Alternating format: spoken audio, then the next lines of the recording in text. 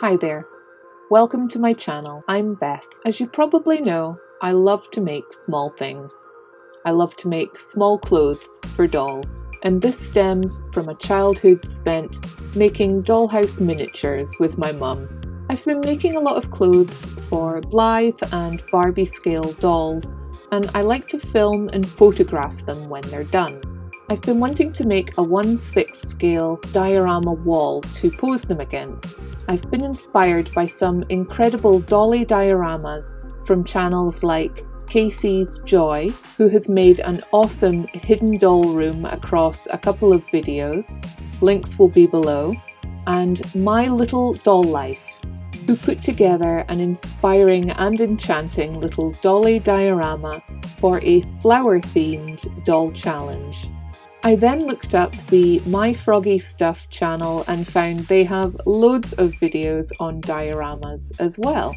My studio is crammed full in every direction, so I knew I couldn't have a permanent setup for this, but I did consider a hinged wall so I could have a corner that would lay flat when it needs to be put away for storage. For my first effort though, I'll keep it simple and make a one-piece double-sided wall with a window.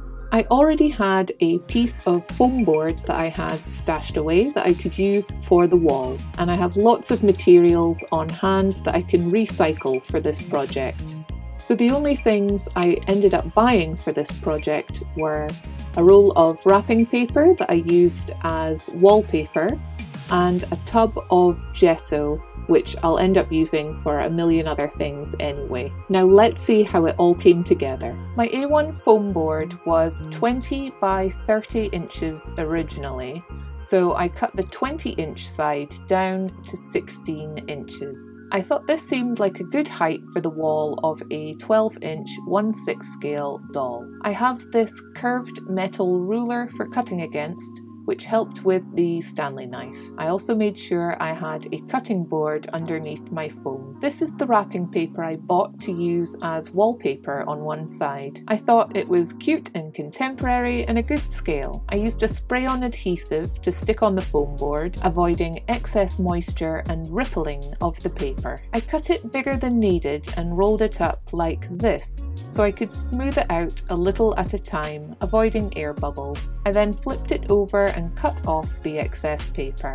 Here's a quick picture of the scale of the wall with a Blythe doll. I wanted the other side to be more traditionally decorated and ornate, so I tested some stenciled wallpaper options with acrylic colour combos and stippling it with a sponge, and I chose this Wedgwood blue but decided against the stencils. I looked out all the bits of wood, trim and popsicle sticks I have and tested out different layering options for making panelling and skirting boards. This is my plan for the window. It'll be 4.5 by 6.5 inches with measurements from the side and bottom for placement too. A quick check next to a doll to see if it looks okay, and then I cut it out using a Stanley knife again. Now it's time to sponge on my acrylic paint. I can leave the bottom section blank as it'll be covered by wood panels later.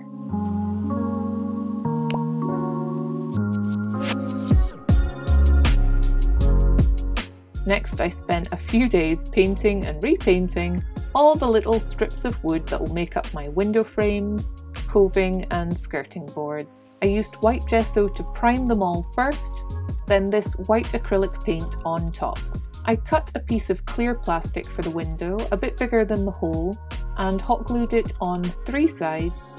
It's sitting directly above the windowsill. You can see I wedged that in the bottom of the window there. I'll then use wood glue to stick the 4 sides of my window frame on, covering any rough edges. I also glued on the coving and skirting for this side. The skirting board is a wooden window blind slat I bought from a charity shop to chop up for crafts. For the inside of the window frame, I'm using popsicle sticks cut to points for a mitered join, and they're temporarily stuck to this scrap foam board so I can paint them easier. Once they dry, I glue them onto the acrylic window pane on each side and glue on the coving and window frame for the painted side too.